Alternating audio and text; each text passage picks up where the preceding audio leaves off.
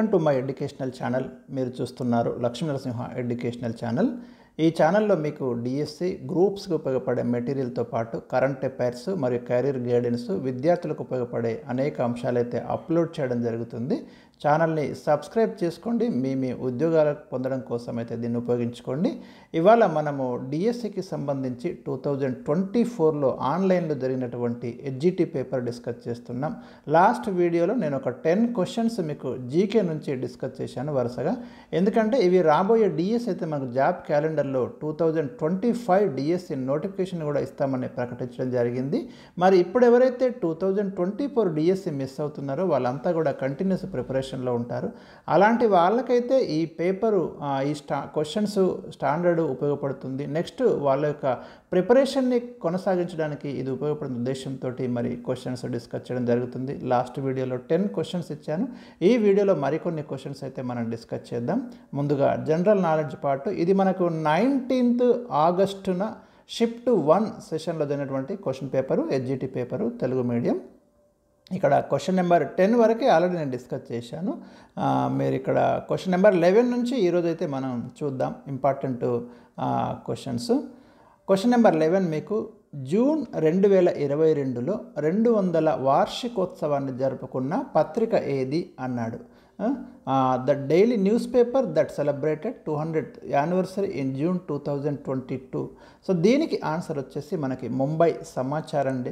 ముంబై సమాచార పత్రిక 1822లో ఈ పత్రికనైతే నెలకొల్పడం జరిగింది. కాబట్టి 200 years మనకి 2022 నాటికి పూర్తయినాయి. సో అలాంటి క్వశ్చన్ ఇక్కడ ఇవ్వడం జరిగింది. అంటే ఈ క్వశ్చన్ యాంగిల్ కనుక మనం గమనిస్తే ఇది మీకు రాబోయే గ్రూప్ 2, గ్రూప్ 3 రాసే వాళ్ళకు కూడా ఈ కోణం అనేది మనం చూసుకోవాలి. ఏదైనా ఒక పత్రిక కానివ్వండి, ఒక సంస్థ కానివ్వండి, ఒక కూటమి కానివ్వండి, 100 years, 75 years, 50 years, 200 years ఇట్లా జరిగినాయి ఒక మైల్ స్టోన్ మనం జరుపుకున్నామంటే డెఫినెట్గా ఆ కోణంలో ఆ ఏరియా నుంచి క్వశ్చన్స్ వస్తాయి. సో ఇది ఇక్కడ క్వశ్చన్, జీకేలో అడిగిన క్వశ్చన్ ఎడ్జిటి. అండ్ నెక్స్ట్ క్వశ్చన్, ఆదిశంకరాచార్య చార్ధామ్గా నిర్వహించిన 4 హిందూ తీర్థయాత్ర క్షేత్రాల సమూహాన్ని గుర్తించండి అన్నాడు. ఇక్కడ మనకి ఇక్కడ ఇచ్చినటువంటి ఆప్షన్ వచ్చేసి బద్రీనాథ్, రామేశ్వరం, ద్వారకా, పూరి, జగన్నాథ్. సో ఇది ఆప్షన్గా ఇవ్వడం జరిగింది ఆన్సర్గా అఫీషియల్ కీలో. సో ఇది ఇక్కడ మీకు చెప్పడం అయితే జరుగుతుంది. క్వశ్చన్ నెంబర్ 13, ఈ క్రింది వారిలో ఒకరు ప్రసిద్ధ హిందుస్థానీ శాస్త్రీయ గాయకుడు. One of the following is a famous Hindustani classical vocalist అన్నాడు. ఆ హిందుస్థానీ శాస్త్రీయ గాయకుడు ఇక్కడ ఎవరు అంటే ఇచ్చిన ఆప్షన్స్లో మీరు చూడండి, భీమ్సేన్ జోషి, ఎంఎస్ సుబ్బలక్ష్మి కర్ణాటక సంగీతం, బాలమురళీకృష్ణ కర్ణాటక సంగీతం, ఎంఎల్ వసంత కుమారి. ఆన్సర్ వచ్చేసి మనకు భీమ్సేన్ జోషి అండి ఆన్సర్. ఇది ఆన్సర్ ఇక్కడ క్రింది వాళ్ళు. అంటే మీకు ఆల్రెడీ నేను గతంలో ఒక వీడియో ఇచ్చాను డిఎస్సి జీకేలో ఈ ఏరియాస్ నుంచి క్వశ్చన్స్ వస్తాయని.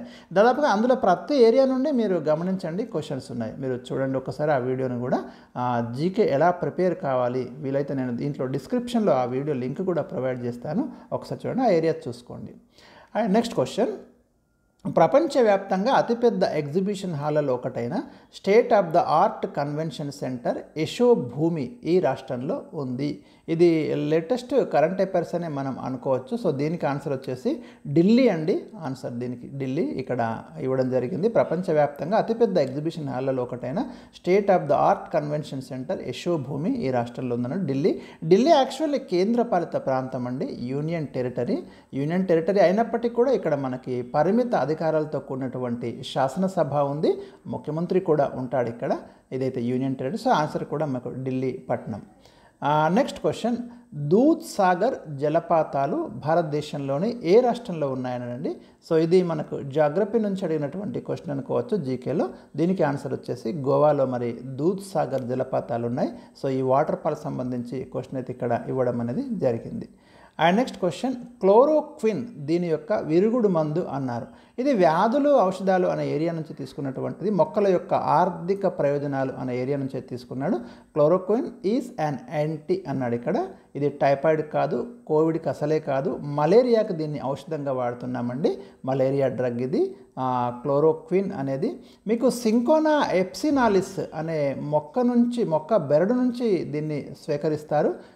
ఈ క్లోరోక్విన్ అనేది సింకోనా ఎప్సినాలిస్ యొక్క బెరడు నుంచి గుర్తుంచుకోండి. మలేరియా అనేది ఆడ ఎనాపిలస్ దోమల వల్ల వ్యాప్తి చెందుతుంది. మలేరియా ప్లాస్మోడియం పరాన్నజీవి ఈ వ్యాధికి కారణము. మలేరియా దోమల వల్ల సంక్రమిస్తుంది అని రొనాల్డ్ రాస్ అయితే మనకి గుర్తించడం అనేది జరిగింది. వెరీ ఇంపార్టెంట్ అండి ఇది మలేరియా డ్రగ్.